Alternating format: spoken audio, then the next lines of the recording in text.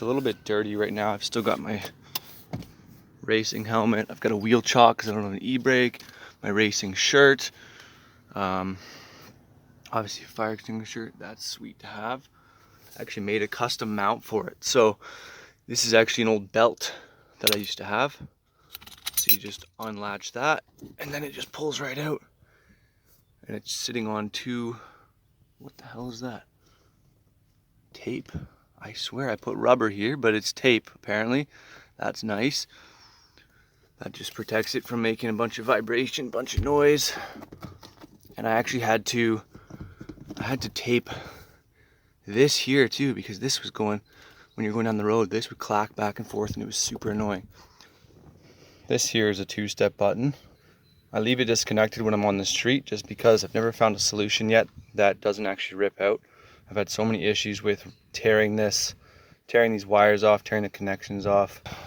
It just gets tangled up in the steering column and it tears them out. So that's why that's disconnected. Obviously the steering wheel's cranked right now. Normally it would be up here for when I'm racing. The tack here this was a vent.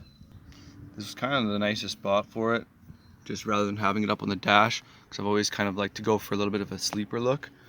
All of our other gauges down here, water, oil, voltage. And then of course the switch panel. These three do nothing. This one is actually power for the solenoids, for the valves, sorry, that control my exhaust. And then this is the actual switch for it. So that's just power for it, then the switch. Then this one here is my fan. This is my fuel. And then I still have my ignition actually up here. So I do still run a key for the ignition. And then obviously my start button here. I leave the seats in. It's a full interior car. Yeah, I could shed some weight. I've done it before, but it's just not worth it to me to chase those couple points of a second. I'd rather have the full interior, nice comfy interior, be able to have some friends ride with me. But yeah, that's about it for the interior. Oh, and I have kill mat on the roof. So this whole floor was done with kill mat. I put new carpet in it, and I also just added it to the roof. I don't really have a plan of covering it up. I kind of like it actually. It looks kind of cool. But that's the interior. It is pretty dirty. Like I was saying, I didn't really have a time to get it cleaned up. I also don't have a hood prop, so I gotta stand here with my arm out. But I forgot I had this stick in my trunk. So maybe I can use that to prop the hood.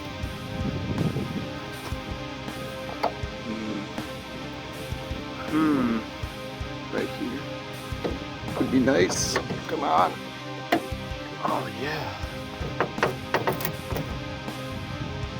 Trust. It's good.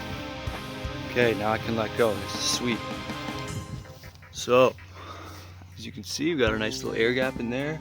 Ollie 650, custom fuel lines. Very, very nice. Ford 302, it's 30 over, so it actually is a 306 cubic inch. It's a pretty stock bottom end, nothing too crazy there. I've got AFR Renegade. I forget the size of the heads, but they're AFR Renegades. Edelbrock air gap intake. Got a Comp XE 274 HR cam. 650 carb, Holly of course. I've obviously got an MSD box set up, 2-step, that's pretty sweet. A little NOS bottle for the catch can. But it does the trick. So I estimate it makes around probably 400 to the flywheel.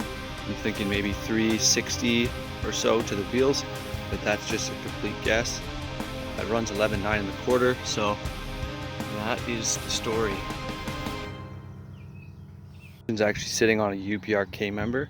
I can't really show you very well because I'm holding the hood up right now.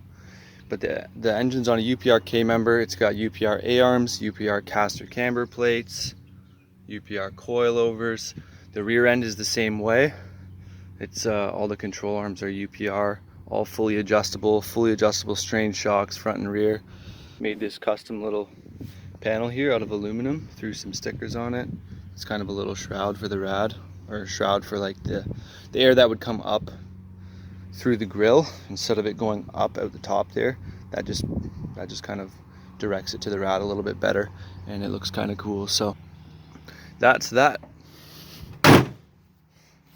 This is where it gets real nasty. So I've got a little bit of a fuel leak. Don't worry about it. We'll get that figured out. Basically, here's my fuel cell. That's my return line up there. I knocked that in there. This is our supply, little filter to our air motive pump. Relay for it, battery box. So tighten this guy up right here. That guy's leaking a little bit, but besides that, it's a beautiful setup. I actually added a little air shock back here because when I added this custom wing here, it added some weight. It definitely added some weight, so the trunk will slam down if I don't have that little air shock there. Rack. I don't have heat or AC. It's kind of full party setup, but it is still full interior. So it does pretty consistent 11.9s in the quarter mile. It does a little wheelie too when it launches, so don't know what else to say. Guys, thank you so much for watching this video today. Really hope you enjoyed it as much as I enjoyed making it. I'm super excited that I got to make this video for you, as you guys have been taking a lot of interest in the car. So if there's something I missed or you want to see something a little bit more in depth, please do let me know down in the comments. Other than that, please give this a like, subscribe. Thank you so much. Peace.